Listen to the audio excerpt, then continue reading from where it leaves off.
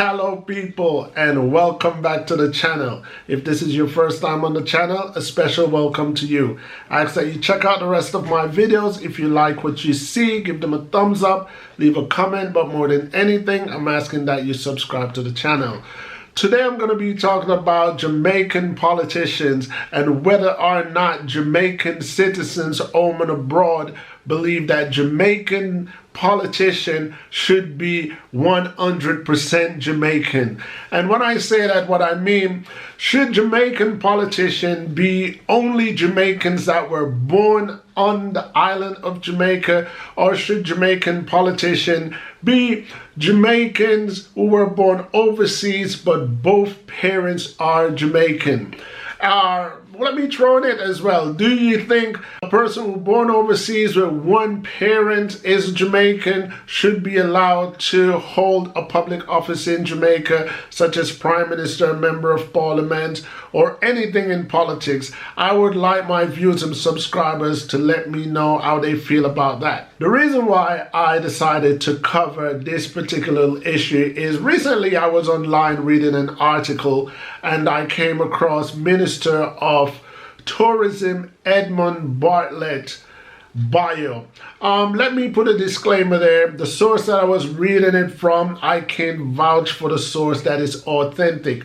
But after reading this information about Edmund Bartlett, it actually told me that Edmund Bartlett was not born in Jamaica. And that surprised me because I know of Edmund Bartlett for decades. I know that he's been a Jamaican Labour Party minister for years. I remember when Edmund Bartlett was Minister of Youth and Sports many years ago. But yeah, it kind of surprised me when I read that. So again, I don't know if that's a fact or if that's fiction. If any of you guys out there know whether or not that's a fact or that's fiction, let me know. Not only because I came across that article, why I decided that, okay, I'm going to do this, I'm going to do a video on this.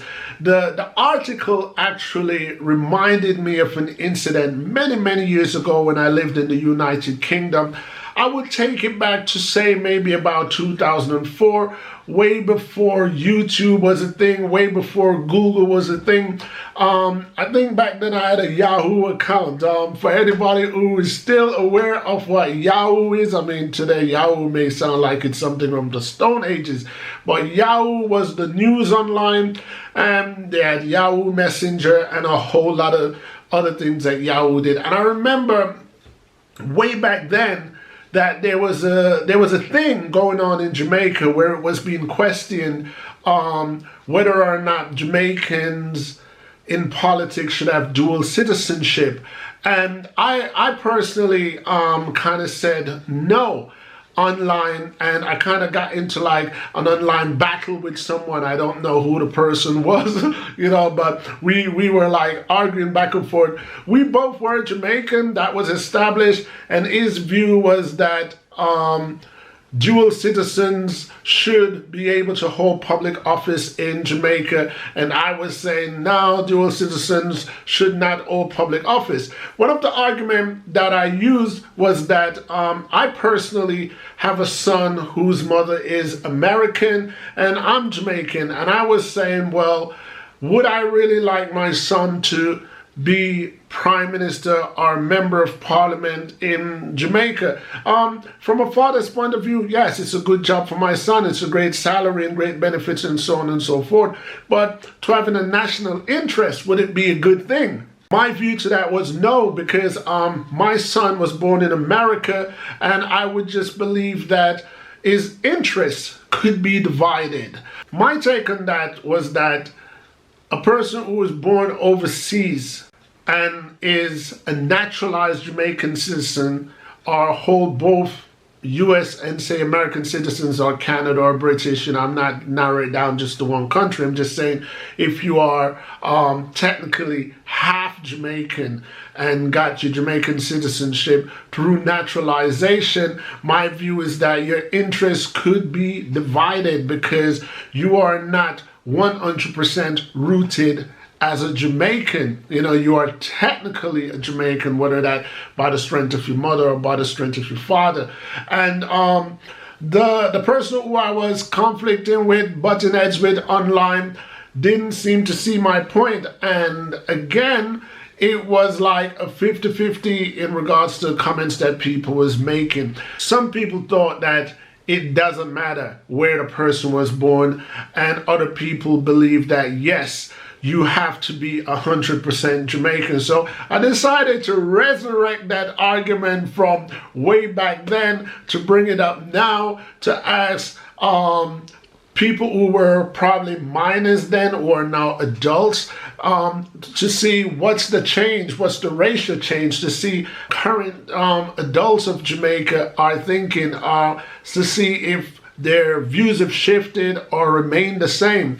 Another question I want to ask, do you believe that politicians or people who hold public office should have their bio be public records? I'm not saying their whole entire life, but basic information. Do you believe that we, the citizens of Jamaica, should have access to these individual background? I'm talking about where they were born, maybe their mother's name, father's name, mother's nationality, father's nationality, where they went to school, where they got their qualification, and so on and so forth. I would like to know if you believe that it should be public records for us to access. For one, I would say yes, I believe it should be public records. I just want to know what my viewers and my subscribers think.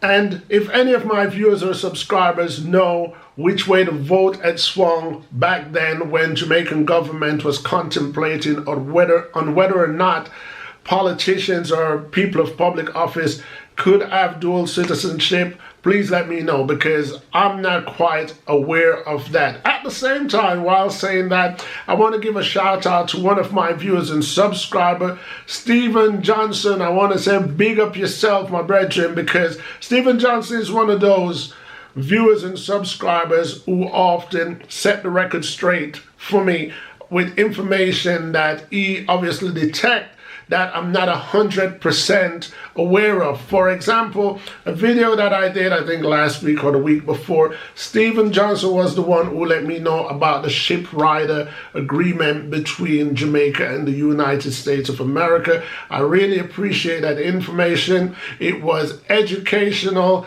and alarming at the same time. So Stephen Johnson, big up yourself. And like I say, for the rest of my subscribers, any of you guys that listen to any of my videos and you guys know some information that my videos may have transpired to have lacked, or you have a feeling that I may not be aware of a fact that you actually know, I'm always wide open for that information as well. And that's pretty much my video for today, people. Once again, thanks for tuning in. Thanks for your thumbs up. I always appreciate your comments, whether they're positive or negative, whether they're in agreement or disagreement with me, because like I always say in this channel, each one teach one. Until next time, people. Peace.